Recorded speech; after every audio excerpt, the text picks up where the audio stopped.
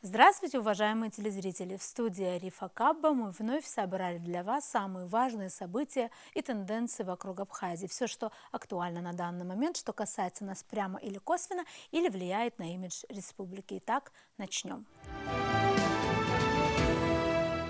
В рамках рабочего визита в Москву президент Абхазии Аслан Бжаня встретился с главой российского МИД Сергеем Лавровым. Как отмечается на сайте администрации президента, обсуждались актуальные вопросы двусторонней повестки.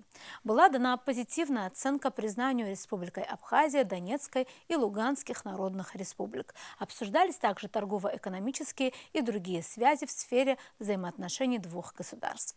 Между Бжаня и Лавровым состоялся обмен мнений по международной проблематике. Министр подтвердил нацеленность двух стран на последовательное выполнение договоренностей, подписанных между Республикой Абхазия и Российской Федерацией. Мы довольны тем, как у нас развивается политический диалог, военно-техническое и оборонное сотрудничество, взаимодействие в торгово-экономической, инвестиционной, гуманитарной, культурной связи. У нас есть возможности продолжать утверждение Абхазии своего законного места в международных делах. Поэтому считаю ваш визит очень своевременным и рассчитываю на полезный разговор, сказал Лавров, приветствуя президента Абхазии. В свою очередь Аслан Бжаня подчеркнул, что в Абхазии поддерживают спецоперацию России на Украине. Граждане Абхазии понимают, насколько важна проводимая Российской Федерацией специальная операция. В большинстве своем наш народ поддерживает эту необходимую меру. Мы признали независимость государств Донецкой Народной Республики и Луганской Народной Республики. У нас прошел многотысячный митинг, мы дважды осуществили гуманитарную акцию, направили грузы жителям этих республик. На сегодняшний день более 150 женщин и детей отдыхают в Абхазии в хороших условиях, сказал президент. К другим темам. В последние дни обострение ситуации наблюдается вокруг Нагорного Карабаха, где по заявлению Минобороны России было зафиксировано нарушение режима прекращения огня. Цитата. «Зафиксировано 2 нарушения режима прекращения огня со стороны вооруженных сил Азербайджанской республики в Аскеранском районе. В результате перестрелки ранено по 2 человека с каждой из сторон. Командованием российского миротворческого контингента во взаимодействии с представителями сторон конфликта обстановка стабилизирована», заявили в российском военном ведомстве. Там добавили также, что по результатам проведенных переговоров азербайджанская сторона осуществила отвод своих подразделений из района населенного пункта Фарух.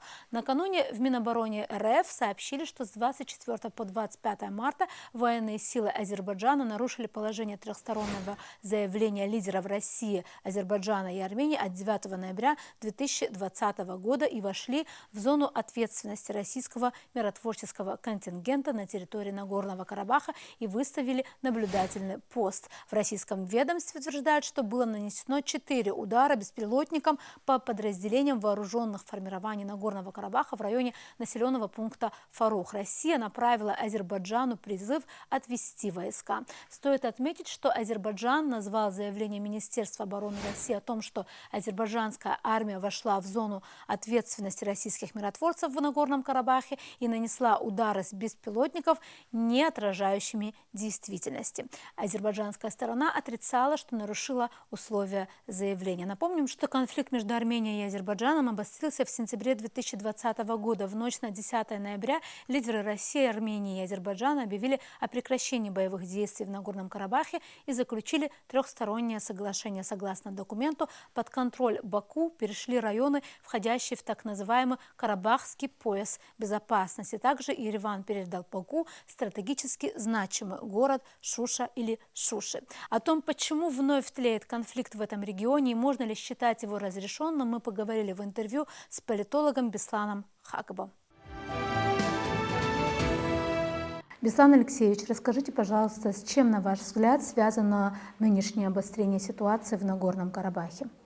Вы знаете, вот противостояние Армении и Азербайджана, она не закончилась, я имею в виду обострение. Несмотря на то, что в ноябре 2020 года был заключен мир, перемирие, скажем так, да, военные действия были остановлены, но противоречие между двумя сторонами настолько глубоки, что она еще столетия, наверное, будет длиться. А вот нынешнее обострение связано с тем, что все-таки те, как, например, заявляет руководство Азербайджана, те положения, которые были закреплены во время заключения договора, якобы Армения не исполняет. В свою очередь, между прочим, Армения тоже предъявляет претензии к Азербайджану, что военные действия не прекращает. В зону ответственности так называемых миротворческих сил российских она выдвинулась, и причем Министерство обороны Российской Федерации тоже предъявило, жесткое заявление было сделано в адрес Азербайджана.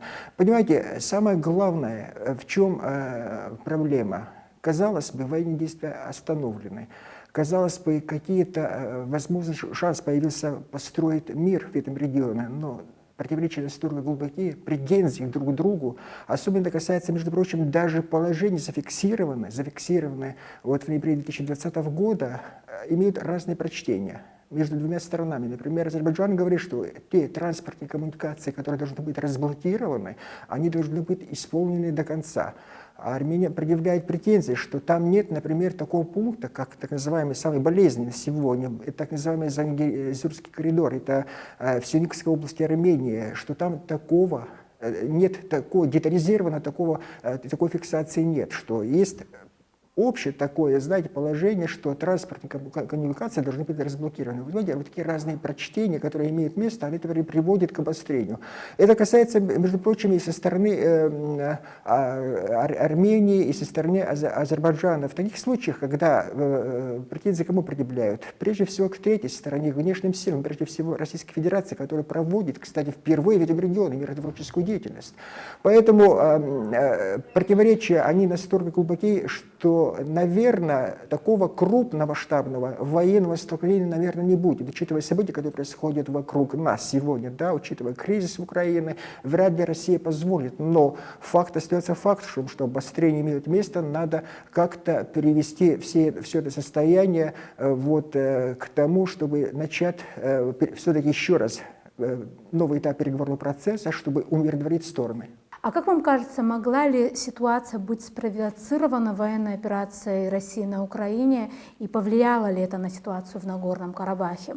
Вы знаете, разные мы получаем сообщения, что есть некоторые внешние силы, которые заинтересованы в обострении, как бы где-то на Южном Кавказе открыт так называемый второй фронт, может быть, для России, который усложнит ситуацию, стратегически, во всяком случае, Российской Федерации. Но, знаете, наверное, есть какие-то силы, но все-таки учитывая, что Россия всегда проводит очень жестко свою миротворческую деятельность, я вам напомню, что когда это нарушалось, они имели последствия. Давайте вспомним август 2008 года, когда по миротворцам был нанесен удар, чем это все закончилось. И были и другие события в других регионах бывшего Советского Союза, когда миротворческая деятельность, когда срывалась, она имела последствия. Надо учитывать, должны учитывать стороны конфликта. Я повторяю еще раз, но здесь есть такая особенность. Знаете, особенность в чем? Ограничена деятельность сроком всего лишь 5 лет. А как дальше будут развиваться события? Проблемы не решаются. Территориальные претензии имеются до сих пор. Даже статус Нагорного Карабаха, который Азербайджан не признает как автономное, вообще любое государственное образование, Армения претензии предъявляет, что этот вопрос надо решить. Даже до того, что статус Нагорного Карабаха со стороны, во всяком случае, Азербайджана даже запрещают упоминать Нагорный Карабах. Они называют это Карабахским экономическим районом. Даже были претензии предъявлены, между прочим, России, чтобы раньше такого топонима не было. Понимаете, очень много противоречий. Это надо поэтапно решать вопросы, которые требуют много времени. Но со стороны Азербайджана действия тоже понятны. Знаете, они триумфаторы, они выиграли во время войны, последнюю Вторую Карабахскую войну. Наверное, вот такое давление на Армении вот в нынешних ситуациях, может быть, так считают, в условиях украинского кризиса даст возможность привести какие-то еще другие территориальные, какие-то, может быть, будут приобретения, связанные прежде всего с этим, коридором, так называемым Зангезурским коридором, который соединит эксклав Нахичевана с остальной частью Азербайджана. Это очень болезненная проблема для Азербайджана, их можно понять, потому что нет сухопутного сообщения. Как раньше было, допустим, когда был Советский Союз, Союз, не было никаких проблем. Одна страна, вот, все транспортные коммуникации работали. Сегодня другая ситуация, потому что это вопросы, которые добиваются разрешения Азербайджан, и давление оказывается на Армению. Вот это все приводит к таким обострениям. Я надеюсь, что все-таки удастся Российской Федерации примирить эти стороны, чтобы все-таки начать новый виток, новый переговорный процесс прежде всего. Беслан Алексеевич, спасибо, что нашли время ответить на наши вопросы. Продолжаем передачу. Новый очный раунд российско-украинских переговоров назначен на 29 и 30 марта, и состоятся они в Стамбуле. Об этом агентству РИА Новости сообщила канцелярия турецкого президента.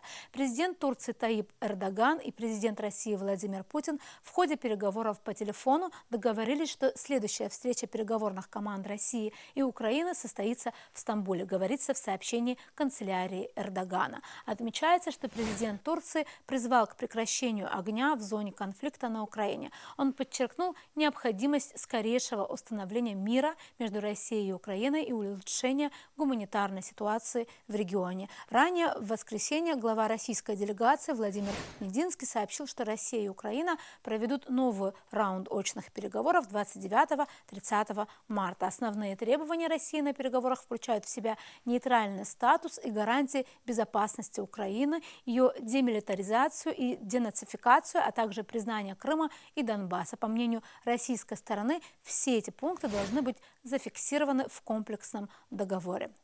А на этом у меня сегодня все, но по-прежнему мы будем продолжать для вас за всем интересным, что происходит вокруг Абхазии. До новых встреч в эфире.